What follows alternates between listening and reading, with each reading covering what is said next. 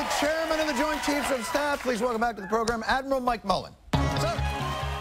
You wouldn't think the nation's highest-ranking military officer would be a regular on The Daily Show. But in his final days as chairman, he's back for a third appearance. Do you have plans for relaxation? What do you do? No, my plan is to take a long winter's nap. Last summer, Mullen recruited Stewart to visit the troops in Afghanistan. I was surprised, and I know you have a lot of respect for the fighting men and women, I was surprised that when we landed in Kandahar, that you forced them to carry you around on a litter. Well, actually, that usually only happens once a trip.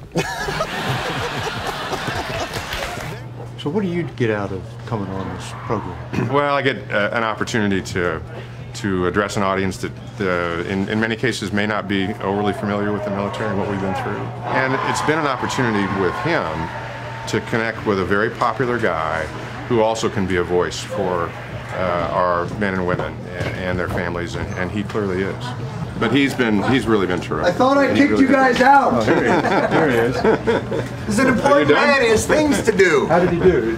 He always does great. All right. The man is charming. Well, not always. His staff says when he's tired, he can be grumpy.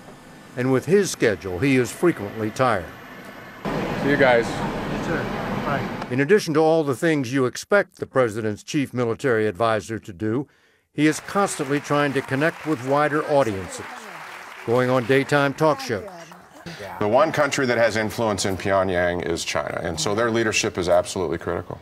Appearing with Muppets. It's great to have you back in the Pentagon again. Ooh, we love it here. And you're looking pretty good. Oh, thank you. Thank you. We're almost back, baby.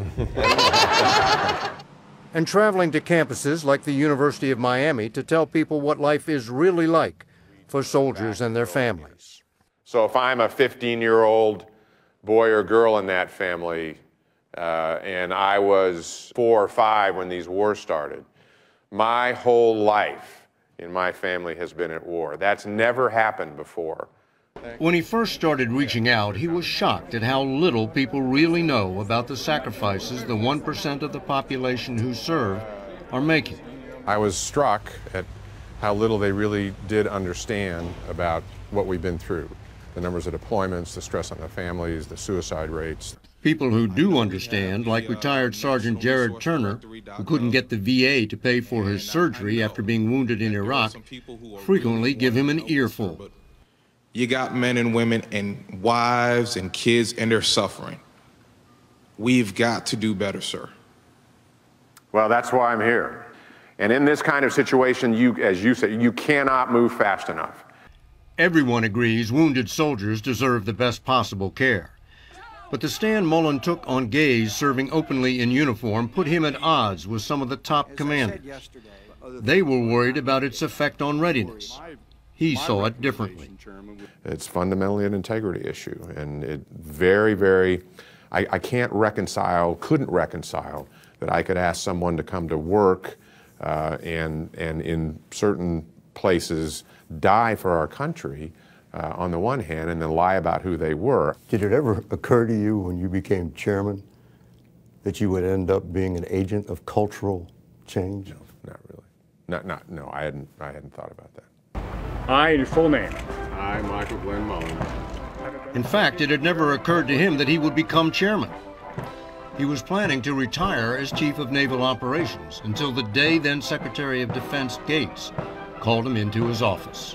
And within about, 30 seconds, I could tell where he was going. And I sort of go into one of these slow motion, is this really happening kind of feelings. And why did he tell you he was turning to you?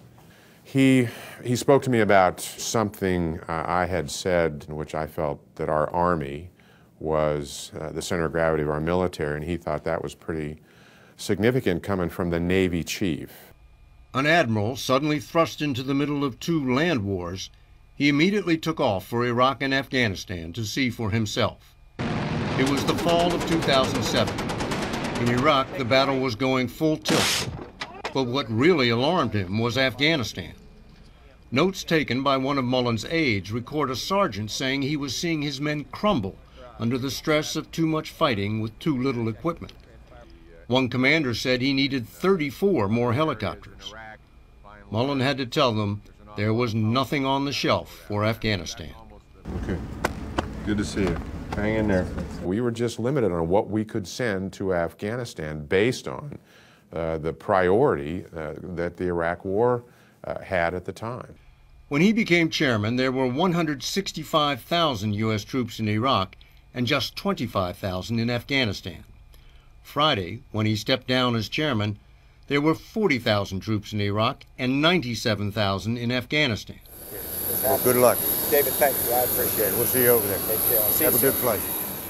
It was Mullen who told the president he should send General Stanley McChrystal to Afghanistan, a recommendation which ran disastrously aground when McChrystal and his aides were quoted in Rolling Stone magazine as being disrespectful of their civilian leaders in Washington.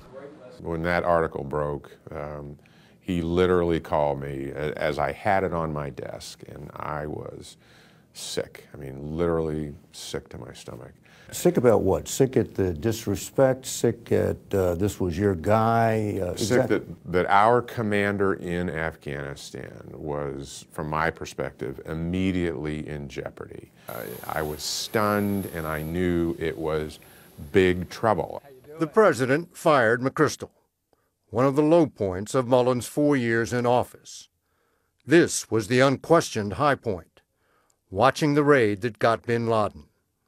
I had extremely high confidence that we could execute the mission. You know, I went out and watched them rehearse. You watched a rehearsal of the raid? I did. Did you talk to them? I did. Yeah, I get to meet them all and look them in the eye. Were they confident? They were. After the raid, somebody in this room had to inform General Parvez Kiani, chief of Pakistan's army. So who gets to make the first call to Pakistan? Obviously, because of my relationship with Kiani, I was the one that made the call to him. And was it tense, angry? I'd just say difficult. Difficult. It was difficult.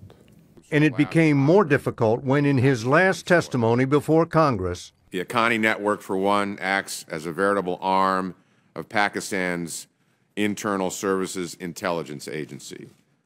Mullen said Pakistan's intelligence service, known as the ISI, had helped the Haqqani Network, one of the most violent factions in Afghanistan, pull off high-profile attacks like the one on the U.S. Embassy in Kabul. The ISI strategically has supported the Haqqani Network for a significant period of time. The man who had worked hard at becoming Pakistan's best friend had finally had it with Pakistani double-dealing. One of the messages to Pakistan is, what does it say when the interlocutor that has been closest to you over the last 4 years feels this strongly about where we are? In his 4 years as chairman, more than 2,000 Americans have been killed in Iraq and Afghanistan. You can't see it, but he wears a bracelet in memory of all the fallen. I've tried to keep that as close to me every single day, every waking moment. So it's a reminder to others, but it's also a reminder to myself. So you have the name of a specific soldier killed in battle? Right. A young woman named Corporal Jessica Ellis, who died in May of 2008. She was a medic with the 101st Airborne, blown up by an IED. She's buried in Section 60. We routinely go by her grave. In one of his last official acts as chairman, Mullen and his wife Deborah planted a tree in Section 60, the part of Arlington National Cemetery where the dead from Iraq and Afghanistan lie buried. For me and for Deborah, there's no greater sacrifice or representation of these wars. And America needs to look that most difficult part in the eye and make conscious decisions that we will continue to do this.